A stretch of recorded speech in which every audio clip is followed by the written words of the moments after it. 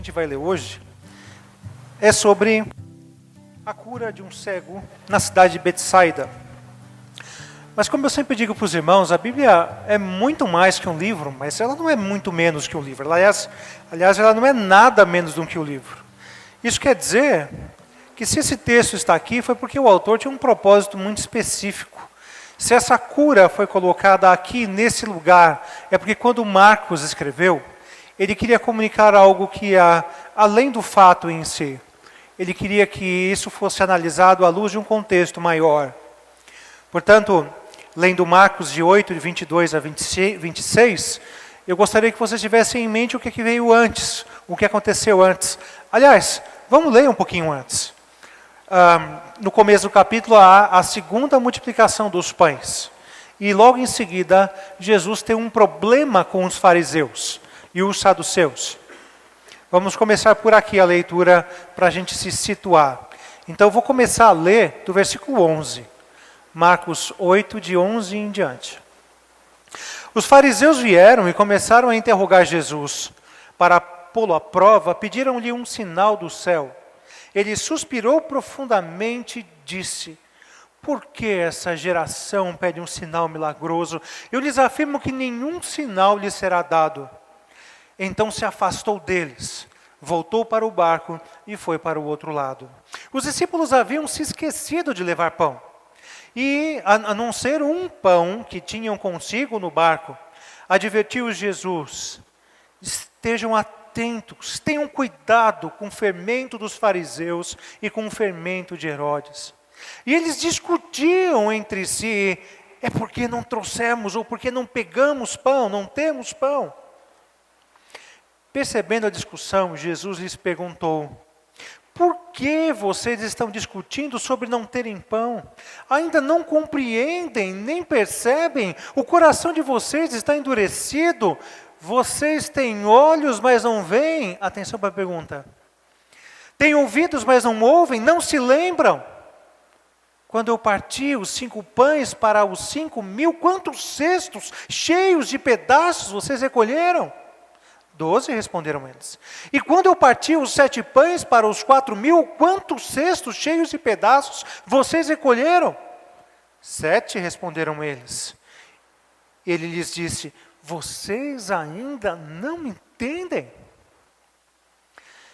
Eles foram para Betsaida e algumas pessoas trouxeram um cego a Jesus, suplicando-lhe que tocasse nele. Ele tomou o cego pela mão e o levou para fora do povoado. Depois de cuspir nos olhos do homem e impor-lhe as mãos, Jesus perguntou: você está vendo alguma coisa? Ele levantou os olhos e disse: vejo pessoas, elas parecem árvores andando. Mais uma vez Jesus colocou as mãos sobre os olhos do homem, então seus olhos foram abertos e a sua vista lhe foi restaurada e ele via tudo claramente. Jesus mandou para casa dizendo: não entre no povoado. Irmãos, se tem uma coisa que define a vida, é o fato de nós enxergarmos. Quando um bebê nasce, não é assim que acontece, ele ainda não está enxergando plenamente, e como dizem os médicos, ele começa a ver somente borrões, e aquilo com o tempo vai se aperfeiçoando. A mãe e o pai ficam todo bobo, todo alegre quando fala assim: olha, meu bebê já está me seguindo com os olhos. Não é assim? A gente fica muito contente quando isso acontece. Olha só, ele está me seguindo com os olhos, já vê. A vida precisa ser dessa maneira, não é? Aliás, a sensação da vida também. Por isso que quando as pessoas morrem de olhos abertos, é alguma coisa muito impressionante. Por quê? Porque dá a impressão de estar vivo.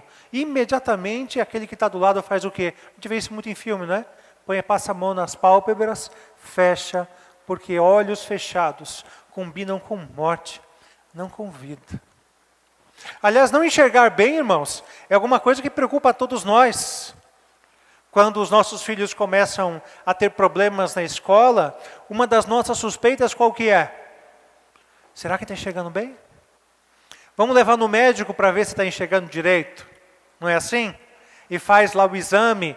e se não está enxergando tão bem quanto deveria, está com algum problema, então a gente manda fazer o óculos, insiste com os nossos filhos para que usem óculos, porque se não usarem, a vida deles vai ser prejudicada. A ONU diz que os países devem se esforçar ao máximo para que acabe com o analfabetismo. Por quê?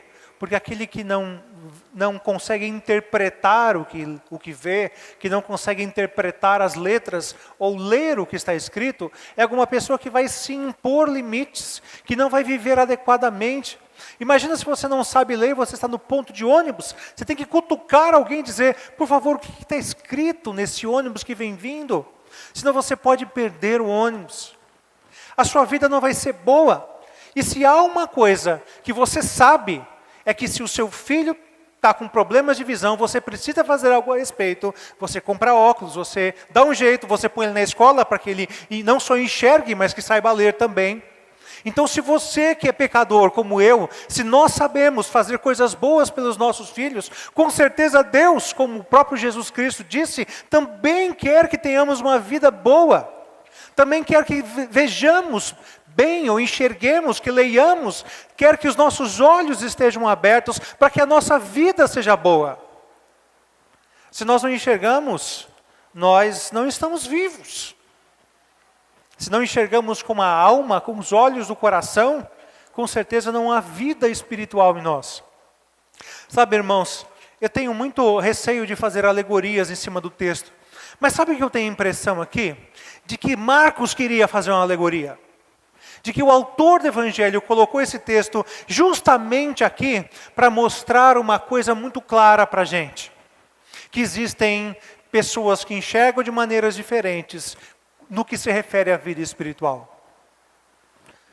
Eu acabei de mostrar para vocês o versículo 18, que Jesus está incomodado com os discípulos a ponto de perguntar, vocês têm olhos, mas não enxergam? Vocês não percebem a realidade espiritual em torno de vocês? Vocês não percebem como isso é ruim para vocês? E então logo em seguida Jesus trata de nos mostrar o que é que Ele pode fazer com as pessoas que têm problemas com a visão. E muito mais importante aqui, irmãos, talvez interpretando literalmente o poder de Cristo, o domínio dele sobre todas as coisas, que até as doenças desaparecem diante dele, ele controla tudo, mas eu acho que aqui há uma importância alegórica, de que ele é capaz de abrir os olhos dos nossos corações. E eu queria que você hoje fizesse um check-up quanto à sua capacidade oftalmológica espiritual. Que você se visse e perguntasse para si mesmo, diante do que o texto vai nos dizer, será que eu enxergo bem? Será que eu consigo discernir tudo que está à minha volta? Será que eu só vejo sombras como se fosse um recém-nascido? Ou será que eu tenho enxergado mesmo e a minha vida tem sido uma vida boa, plena, capaz, como Deus quer que vivamos? Meus irmãos, como eu disse para vocês, Jesus tinha multiplicado os pães. E os fariseus, a despeito disso, pedem sinais. Faz sinais, faz sinais. E Jesus fala, não vou dar nenhum sinal. Eu não estou aqui para ser mico de circo, eu não estou aqui para alegrar ninguém. Os sinais que eu faço, os milagres que eu faço, eles têm um objetivo muito claro. A ênfase é sobre a mensagem, não sobre o milagre em si. E então Jesus vai para outro lugar, ele pega o barco com seus discípulos, e ali eles percebem, olha, saímos tão rápido que esquecemos de trazer mantimento. Lugar deserto, complicado, estão lá entre si discutindo o que nós vamos fazer agora, e Jesus fala, acautelai-vos dos fermentos, ou do fermento dos fariseus. E quando Jesus Cristo disse isso, ele não estava se referindo ao pão, mas estava se referindo àquela má influência trazida pelos fariseus. Só que eles não entenderam, eles não viram, eles não enxergaram a realidade direito. E eles ficaram dizendo, Jesus está nos criticando porque nós esquecemos de comprar pão. E Jesus fica transtornado com isso. Até falei sobre isso semana passada, a maneira como nós expressamos nossa indignação por perguntas, não é? Eu dei até o exemplo, imagina que o seu filho vai lá e bate o carro. E aí, ou a sua esposa, ou o seu marido, quem quer que seja, e você pergunta muitas vezes, mas você não viu, você não olhou para os dois lados, você não percebeu? É isso. Quando você está indignado, você pergunta muitas vezes a mesma coisa, e até mesmo perguntas semelhantes, porque você está indignado, Jesus estava indignado. Jesus quer ensiná-los, porque Ele nos ama. Jesus sai da presença daqueles fariseus. Mas o interessante é que Jesus está aqui indo, diz o versículo 22, que eles foram para Betsaida. Betsaida era uma cidade de maioria de judeus, mas não pensem, irmãos, que eles eram um povo bonzinho. Aliás, a opinião de Jesus, a referência que Jesus tinha daquela cidade, era uma das piores do Novo Testamento. Certa vez ele escreve, nas palavras de Lucas, ele diz assim, Jesus diz através de Lucas, ai de vocês, Corazim, ai de vocês, Betsaida, porque se os milagres que foram realizados entre vocês o fossem em Tiro e Sidom, há muito tempo elas teriam arrependido, vestido roupas de saco e cobrindo-se de cinzas, mas no juízo haverá menor rigor para Tiro e Sidom, cidades pagãs, do que para vocês. Jesus, ele falou, acautelai-vos do fermento dos fariseus, mas Jesus estava entrando no saco de fermento, agora. Era isso que ele estava fazendo. Uma das cidades em que ele mesmo diria depois, ali eu fiz muitos milagres e ninguém me conheceu de verdade. Triste, não é? Jesus está entrando ali, ele tem um objetivo. Mostrar que ele pode abrir os olhos. Até mesmo na cidade dos mais incrédulos, ele pode abrir os olhos dos corações das pessoas. Até mesmo entre os piores, os mais recrimináveis, ele é capaz de fabricar fé. Olhos da fé abertos. E ele vai fazer isso ali. Por isso Jesus não estava fugindo da incredulidade. Ele acabou de mergulhar nela. Entrando naquela cidade tão incrédula, tão terrível como Betsaida. Como eu disse, irmãos, Jesus quer que tenhamos uma qualidade de vida. Essa sempre foi a promessa. Eu não sei, muitas vezes nós pensamos que viver com Cristo é viver para o sofrimento. Isso não é verdade. Jesus disse em tantos lugares, quem tem sede vem a mim e beba. Do seu interior fluirão rios de água viva. Isso combina com sofrimento, com tristeza? Ou quando ele diz, vinde a mim, vós todos que estáis cansados e sobrecarregados, e eu vos aliviarei. Isso combina com sofrimento e tristeza? Aliás, irmãos, muito pelo contrário. A promessa de Cristo é que, a despeito das dificuldades, que com certeza nos sobrevirão, nós viveremos felizes. A vontade dele é que sejamos felizes. E ele vai nos ensinar como.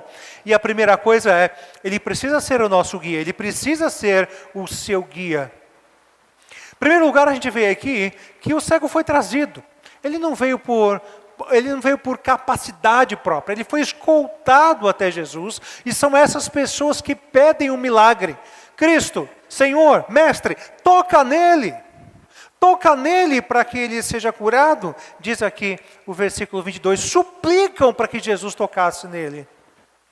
Então, a gente vê um caso aqui, que aquele que não enxerga fica à mercê. Não tem jeito. Sabe assim, eu admiro muito pessoas que entendem de mecânica. Não é? Pessoas que são capazes de abrir o capô de um carro, mexe um pouquinho aqui, um pouquinho ali, e em poucos segundos dizem, isso é um problema não sei aonde. Eu abro o capô do carro e para mim aquilo ali não é nada. Eu não enxergo nada ali, eu não vejo nada, eu estou perdido, eu só vendo um monte de peça, uma grudada na outra, e não tenho o menor discernimento do que está acontecendo ali. Se eu encontrar no meu caminho um mecânico desonesto, eu sou pato, eu vou ser assim, o melhor de todos os clientes, porque ele vai poder dizer o que quiser, que eu não tenho nenhuma base para poder dizer se sim ou não, talvez, muito pelo contrário. Eu vou estar vendido na história. Quem é cego facilmente é enganado, é trazido, é ludibriado. Quem é cego está sempre tateando no escuro e muitas vezes até acha que encontrou, mas ele não é capaz de discernir, então aquilo dá em nada.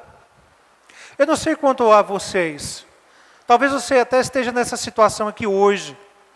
Antes de você se tornar cristão, em quantas portas religiosas você bateu? Em quantos lugares você não procurou? Conheci um homem, um diácono temente a Deus, e ele antes de converter, ele era pai de santo. Já imaginaram isso? Até encontrar-se com Cristo. Talvez antes de você chegar aqui, você já tenha comprado cristais, lido horóscopo. Antes de se encontrar com Cristo, talvez você já tenha botado o elefante de traseiro virado para a porta, trevo de 4 folhas, já tenha ido a um centro espírita, consultado médiums, talvez você já tenha dado dinheiro para cartomante, eu não sei. Mas você fez tudo isso, sabe por quê? Porque você era cego. E quando você é cego, você não enxerga nada. Qualquer um que diz no teu ouvido, venha comigo que eu sei o caminho, você vai acreditar. Porque você não discerne o caminho, você não enxerga o caminho. Aquele homem foi até Cristo. E dessa maneira, então, a gente pode até dizer que a nossa conversão, o nosso encontro com Cristo foi adotar aquele que enxerga de verdade como sendo o nosso guia. Ele foi levado a Cristo. Conversão significa mudar de guia. E então, mas aí é uma coisa interessante, né? Olha o pedido no versículo 22. Algumas pessoas trouxeram um cego a Jesus, suplicando que tocasse nele. Já estava implícita a ideia de que tocou, curou. Era assim, tocou, curou. A mulher com fluxo de sangue vai lá, toca, é curada. Jesus toca no outro, é curado. Muitas pessoas eram curadas pelo simples toque de Cristo. Mas o interessante é que Jesus toca naquele homem, mas não o cura. O que Jesus faz? Ele toca naquele homem para tomá-lo pela mão, para levá-lo para fora do povoado, para conversar com ele, então impor-lhe as mãos. Que interessante isso, né? Esse processo de adotar Cristo como seu próprio guia envolve muito mais uma busca por resultados imediatos, envolve muito mais do que simplesmente resolver problemas. Jesus não está ali somente para resolver problemas e ser procurado por isso. Senhor, me ajuda que amanhã tenho prova. Senhor, me ajuda que eu gosto dele, mas não gosto de mim. Senhor, me ajuda porque meu filho não chegou em casa ainda. Senhor, me ajuda porque eu perdi o emprego. É fato de que todas as nossas necessidades precisam ser conhecidas por Cristo. Mas Jesus não quer um relacionamento assim tão superficial. Ele quer discípulos. E esse processo discipulado consiste em relacionamento, proximidade e intimidade. Eu já disse aqui outro dia, quem gosta de um amigo aproveitador, que está com você só por causa daquilo que você pode oferecer? Ninguém gosta. Cristo também não gosta. Ele quer um relacionamento íntimo. E o que nós percebemos aqui é que houve um trato singular. Muitas vezes nós achamos que Deus é grande demais para se preocupar com os nossos problemas. Senhor, olha quem eu sou. Eu sou um nada, um grão de areia diante de 6 bilhões ou 7 bilhões de pessoas que existem nesse mundo. Mas aí que está, literalmente, a graça do negócio. O fato de Ele se importar comigo e me tratar, não no atacado, mas no varejo. Não olhar para mim como se fosse, sabe quando você vai no tipo, esses mercados Açaí, Roldão, coisa assim, e você vê lá um pacote cheio de um mesmo produto, e você pega e trata aquele produto, não individualmente, mas o pacote todo, e às vezes a gente acha que Deus é assim, Ele nos vê como um elemento dentro da igreja, Ele vai cuidar da igreja, e você é só um produto que está lá dentro. Não. Vejam mais uma vez, irmãos, ele toma o cego pela mão, diz o versículo 23. Ele leva ele para fora do povoado. Então ele cospe nos olhos do homem, impõe-lhe as mãos e conversa com ele. Você está vendo? Seu problema foi resolvido. Não havia mais ninguém ali. Jesus conversa com ele assim, olhos nos olhos. Talvez isso seja uma das maiores manifestações de atenção que existe, é olhar nos olhos, pessoalmente. As crianças sabem disso, né? Elas sentam no nosso colo, está fazendo outra coisa, elas pegam o nosso rosto assim, viram na direção delas, e para que os nossos olhos fiquem ligados um no outro. Então aí sim elas sentem liberdade e sentem espaço para uma conversa, porque há uma ligação, olhos nos olhos. Jesus faz isso, estabelece um contato, dá uma atenção individualizada, personalizada. Ele é o nosso guia, ele faz isso conosco. Irmãos, isso já é um motivo de grande alegria da nossa parte. Quando você se lembrar de Cristo, quando você for orar a Deus através de Cristo, ore com essa confiança. Ele me ama, ama a mim. Ama a igreja como um todo, é verdade. Mas Ele me ama a mim. Mesmo que insignificante, Ele ama a mim. Ele ama você. Ele sabe o teu nome. Ele quer conversar com você, entender sua vida, saber dos seus problemas. Esquecendo que tudo, como se você fosse o único. É assim.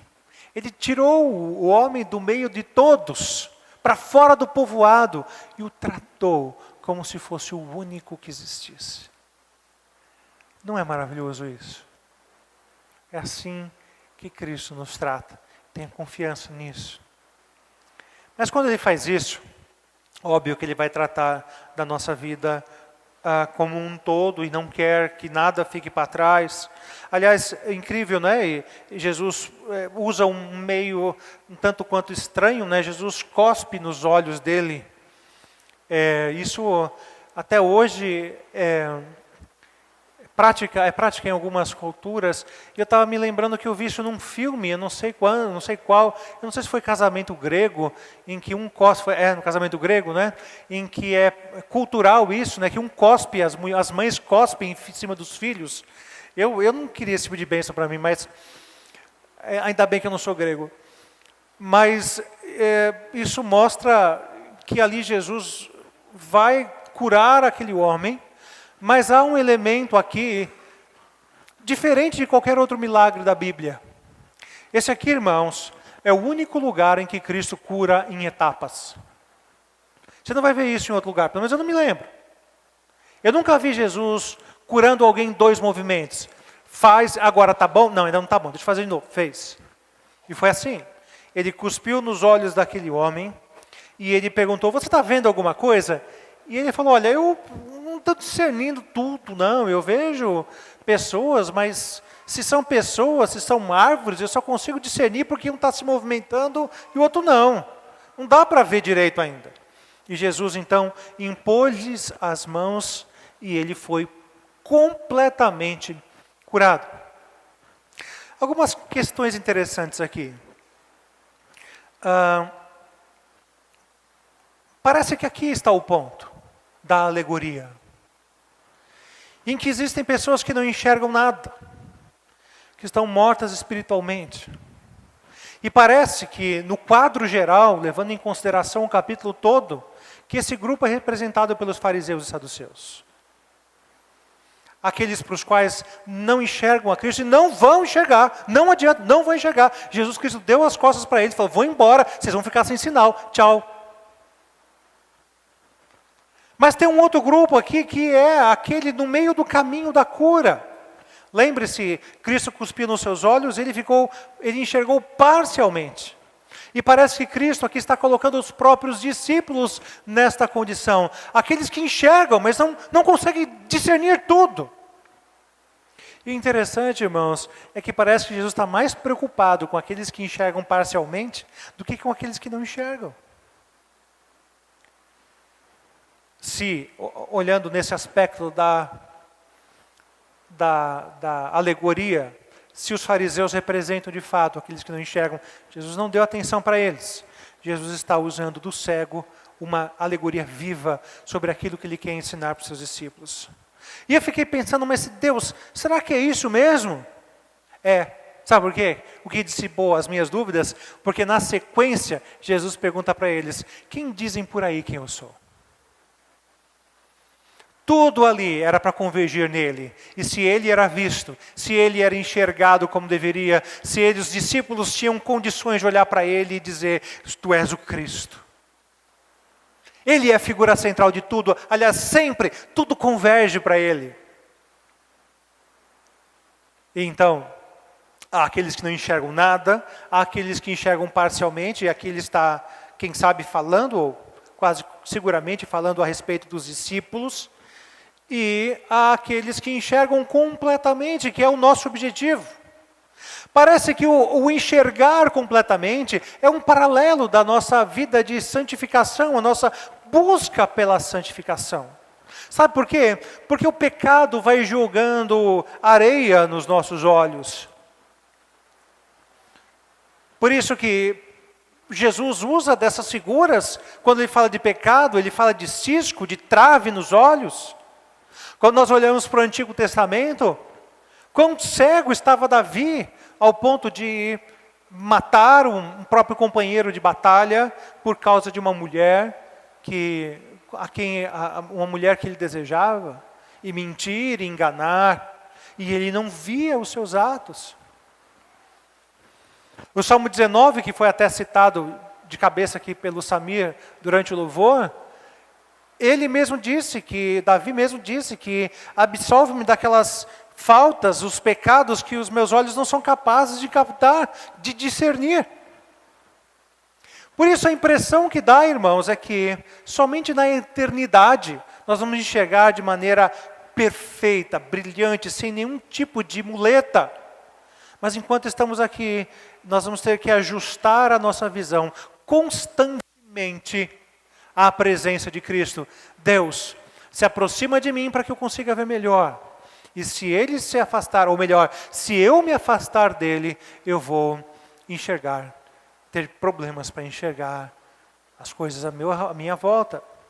Aliás, Paulo fala sobre isso em 1 Coríntios 13, dizendo assim, agora, pois, vemos apenas um reflexo obscuro como um espelho, mas então veremos face a face. Agora conheço em parte, então conhecerei plenamente, da maneira ou da mesma forma como sou plenamente conhecido. O que ele quer dizer haverá um dia, na eternidade, em que os meus olhos estarão perfeitos e eu não vou mais enxergar parcialmente como enxergo aqui. Parece que então existem 3 etapas: a cegueira completa, a cegueira parcial, a visão parcial e a visão perfeita. Então, quando ele cospe nos olhos daquele cego, você está enxergando? Perguntou Jesus. Ele respondeu, vejo pessoas como árvores, ou como é que é? Vejo pessoas, elas se parecem árvores andando.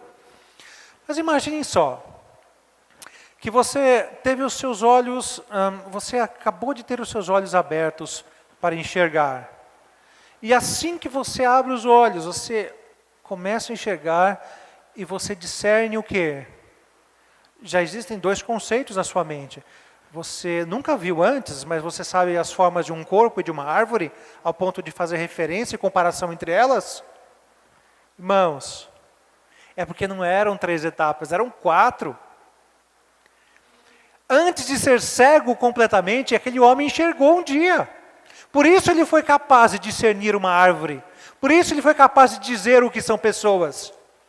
Porque quem nunca enxergou, não é capaz, não tem na sua memória referências gráficas do que são essas coisas. E aí então, agora, você tem um quadro geral do ser humano dentro o ser humano, ele tinha plena consciência e relacionamento com Deus. Mas ele caiu nos seus pecados e teve os seus entendimentos cegados, os seus olhos cegados, por causa do pecado e por causa do Deus desse século, como diz 2 Coríntios 5, que cegou o entendimento dos incrédulos, para que não vos resplandeça a luz do Evangelho de Cristo. Então, com Cristo, ainda nessa vida há conversão. Mas essa conversão nos dá visão, mas não uma visão total, não uma visão completa. Ainda precisamos de Cristo, como se fossem os nossos óculos, para enxergarmos a realidade desse mundo. Mas haverá um dia em que eu não vou precisar mais do carimbo de Cristo no meu coração para me fazer enxergar. Ele vai estar do meu lado. Não vai precisar mais estar como selo e garantia dentro de mim. Eu vou estar com Ele. As 4 etapas daquilo que é a natureza humana. Bom, então o que nós vemos no texto é que o que Cristo quer é uma lavagem completa, é uma cura completa. Não é o ver parcial. E o meu processo de santificação vai definir isso. Quanto eu vejo? Eu vejo mais ou vejo menos? Eu me alegro mais nas coisas do Senhor ou elas me aborrecem? Tenho paixão pela sua palavra ou ela simplesmente não significa nada para mim? Busco a Deus em oração ou elas são tão somente frias e dominicais? Só oro quando vou para a igreja. Perceberam, irmãos? Isso tudo são fatores que determinam o quão cego ou o quão eu enxergo. Isso é muito claro. Talvez 2 pessoas hoje saiam daqui, uma dizendo, meu Deus, hoje o Senhor falou demais comigo, eu me vejo mudado, transformado. Mas outra pessoa saia daqui dizendo, Senhor, ou não diga nada, foi mais um culto, né? Foi razoável, o pastor não falou nenhuma bobagem hoje, tá bom. O que é que vai definir isso? É a sua proximidade de Cristo. Veja que interessante, irmãos. O que foi que curou aquele homem integralmente? O que foi? Que meio Jesus usou para curar aquele homem completamente? Foi o cuspe? Não, foi a imposição de mãos. Olha, vamos voltar para o texto aqui. Mais uma vez, diz o versículo 25, Jesus colocou as mãos sobre os olhos do homem. Então seus olhos foram abertos e a sua vista lhe foi restaurada e ele via tudo claramente. Então foi quando Cristo impôs as mãos sobre os seus olhos que ele foi completamente curado e não quando ele cuspiu sobre os seus olhos. Mas o que isso tem a ver? Por que esse fato é importante? Porque imposição de mãos era um ato consagratório. Não entendi nada. Beleza. Imposição de mãos era o meio que os sacerdotes usavam para separar, para consagrar alguém para um serviço, para um trabalho específico. Os filhos de Arão foram receber imposição de mãos para serem consagrados ao ministério sacerdotal. Nós vemos na Bíblia também que Davi foi imposta as mãos sobre ele quando ele foi ungido rei. Samuel foi na casa dele e impôs as mãos. No Novo Testamento nós vamos ver presbíteros e diáconos recebendo imposição de mãos para a tarefa que lhe estava sendo designada. Imposição de mãos significa que Jesus queria mais do que curar aquele homem, mas queria separá-lo do mundo. Queria dar a ele a condição não mais de alguém que teve simplesmente os seus olhos abertos, mas um discípulo de verdade. Alguém que tivesse toda a sua vida comprometida com o reino. Não um pedaço, mas conhecer a Cristo na intimidade como meu Senhor, como meu Mestre, como meu Salvador. Para isso significava o fato de que ele teve seus olhos abertos de verdade na imposição de mãos. Jesus quer que tudo seja restabelecido, nada pela metade, mas tudo no caminho para a plena consagração, plena santificação nele. Irmãos, Jesus vai completar a sua obra. Paulo escreve que aquele que começou em vós boa obra, há de completá-la até os dias de Cristo Jesus. Ou seja, até ele voltar, esse processo vai continuar em você. E que muitas vezes nós precisamos de momentos como esse que o homem passou. Um encontro com Cristo para que novamente os nossos olhos sejam abertos. Encontrar-se com Cristo para uma renovação de votos. Isso acontece com todo mundo, isso precisa acontecer. O pecado não precisa acontecer, mas a renovação de votos sempre. Pena que hoje não é Santa Ceia, né? Então está bem propício, bem dirigido para isso. A Santa Ceia como um momento de renovação de votos. Mas você deve fazer isso hoje. Porque não só você vai agradar o seu Deus com isso, mas isso também significa que você vai ser abençoado. Lembre-se, Jesus quer que você viva de verdade. E só quem experimenta essa abertura de olhos é capaz de viver de verdade. Bem, como eu sei que eu preciso ter os meus olhos abertos? Vejam só. Parcialmente enxergando, a referência dele foi horizontal. Estou vendo homem, sei se é homem, sei se é árvore. Deve ser homem porque está mexendo, deve ser um ser humano. Mas ele, uma vez que ele teve os seus olhos abertos, ele era capaz de enxergar muito além do que os homens. Ele teve os seus olhos abertos, a vista lhe foi restaurada e ele via tudo claramente. Talvez uma referência interessante sobre problemas de vista esteja na maneira como nós discernimos horizontalmente o mundo. Aqui, nesse plano. Você vai saber que você está com um problema de visão. Quem sabe porque você está enxergando mal as pessoas. Quem sabe se você olha para o seu irmão e não vê nele um irmão. Você vê nele um objeto a ser, quem sabe, odiado, ignorado. Você olha para a sua esposa, para o seu marido e fala, não tem jeito, é um traste mesmo. Não quero mais saber dele, não quero mais saber dela. Você olha para o seu colega de escola, aquele que te maltrata por você ser crente ou por você não fazer as coisas com ele, e você o odeia por causa disso, secretamente no seu coração. Meus irmãos, isso significa que você está vendo mal. E que hoje é o dia de Cristo botar as mãos nos teus olhos, para abrir os teus olhos e te fazer enxergar direito.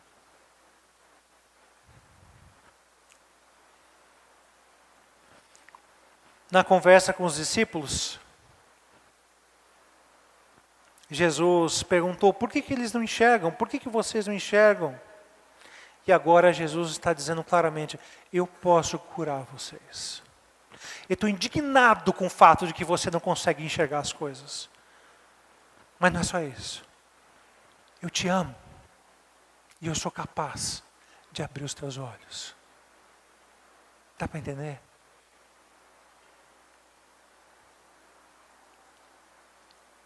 Se você está enxergando direito,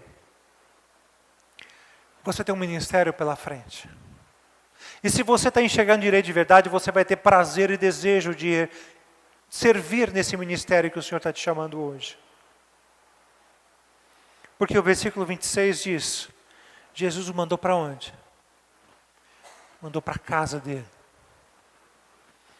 Evita os povoados. Evita a curiosidade, evita as conversas religiosas que não vão servir para nada. Ele te curou mesmo? Como que é? Como foi? Cuspiu? Quanto de cuspe foi? Impôs as mãos? De que jeito? Não. Não é para você ser objeto de curiosidade de ninguém. É para você ir para a tua casa. É para você ir para a intimidade do teu lar. Para o lugar do teu descanso. E começar a brilhar ali. No seu círculo, a partir do seu círculo mais íntimo de relacionamentos, dentro da tua casa. Se você não está chegando bem, você não discerne o outro. Mas se você está chegando bem, você sabe que dentro da sua casa é o primeiro lugar onde Deus quer que você brilhe. E aí? Você está enxergando bem ou não está? Jesus quer fazer alguma coisa a respeito. Nós cantamos hoje durante o culto uma música lindíssima. E eu queria chamar de novo os irmãos do louvor que viessem nos auxiliar. E quem sabe pudéssemos cantar essa música como uma oração. Tua voz alegra o meu coração, devolve a vida à razão e me faz cantar. Vamos fazer dessa música uma oração, um compromisso com o Senhor, de que de fato vivemos felizes, vivemos bem, vivemos plenamente, porque Ele abriu os nossos olhos, nos reconciliou com o próximo, porque vemos os céus abertos, Cristo à direita do Pai, nos sorrindo para nós e nos dando essa qualidade de vida tão importante para todos nós que somos cristãos. Vamos ficar de pé e vamos orar através do canto dessa música. Eu vim aqui para te encontrar, para te servir, para me render mais uma vez. Não temerei, não vou fugir, vou aceitar o teu querer. Eis-me aqui.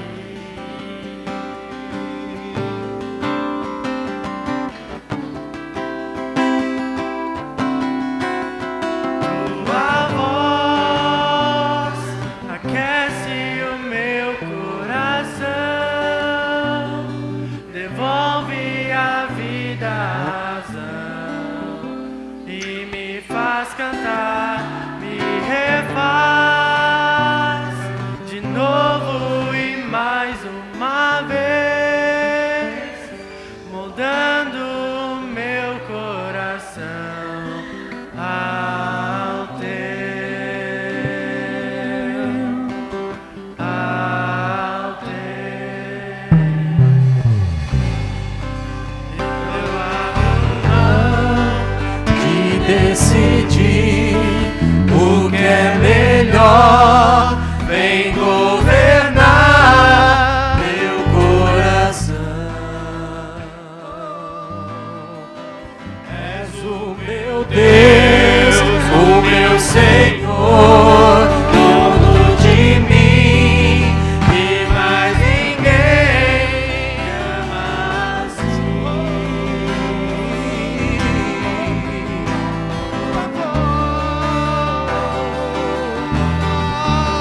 Tua voz aquece o meu coração,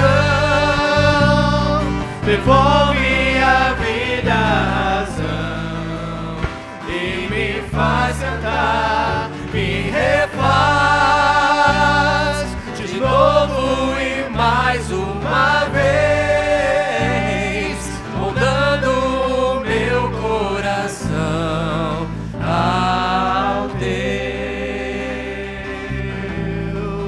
ao teu. Tua voz aquece o meu coração,